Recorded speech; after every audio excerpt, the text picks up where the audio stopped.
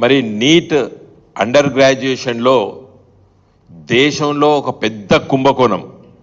భారతదేశం స్వాతంత్రం వచ్చిన తర్వాత ఇంత పెద్ద కుంభకోణం, ఇంత పెద్ద స్కామ్ ఇంకోటి జరగలేదనేది ఇలా అర్థమవుతున్నది. కోట్లాది రూపాయలు చేతులై మారినాయని చెప్పి ఇలా ఇన్వెస్టిగేషన్లో తేలింది. నిన్న మహారాష్ట్రలో నాందేడ్లో కూడా మరి పోలీసులు కొంతమంది ట్యూటోరియల్లో పనిచేసేటువంటి లెక్చరర్స్ని ఇంటరాగేషన్ చేస్తున్నారు. ఇప్పటికి కూడా ఇంకా జరుగుతున్నది, దర్యాప్తు జరుగుతున్నది. ఈ రాష్ట్రాలన్నీ కూడా ఎన్డీఏ పాలిత రాష్ట్రాలు, ఇవన్నీ కూడా బీహారు, గుజరాతు, హర్యానా, ఇలా మహారాష్ట్ర. లక్షలాది రూపాయలు చేతులు మారినని చెప్పి ఈరోజు చెప్తున్నారు. మొన్న రఘునందన్ రావు గారు ఒక స్టేట్మెంట్ ఇచ్చిండ్రు. గొర్రెలు బర్రెలు ఆ పథకం లోపల అవినీతి జరిగింది, ఈడీ వస్తున్నది తెలంగాణ రాష్ట్రానికి అని చెప్పిర్రు. మరి గొర్రెలు బర్రెలలో పంపకాల లోపల అవినీతి జరిగితే ఈడీ వచ్చింది కదా, వస్తుంది కదా. 24 లక్షల విద్యార్థుల జీవితాలతోనే ఆడుకున్నటువంటి ఈ గ్యాంగ్స్టర్స్ ఇలా ఒక ప్రముఖ ఆంగ్ల పత్రికలు రాయడం జరిగింది. ఎన్డీఏ భాగస్వామ్య పక్ష నాయకుడు పాత్ర ఉన్నదని చెప్పి కూడా రాస్తున్నారు బీహార్ రాష్ట్రంలో.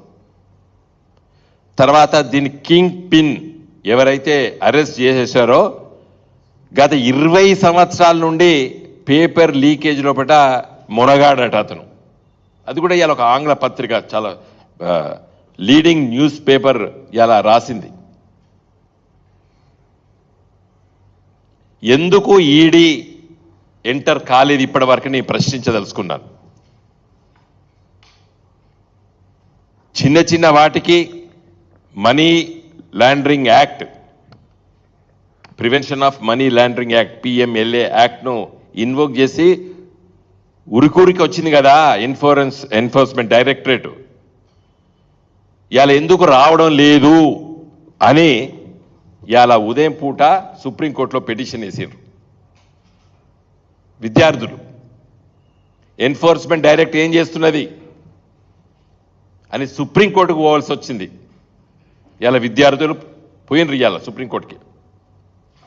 వెకేషన్ బెంచ్ ముందు వచ్చింది. ఇవాళ ఏం చేస్తుంది బీజేపీ గవర్నమెంట్, ఎన్డీఏ గవర్నమెంట్ ఏం చేస్తున్నది?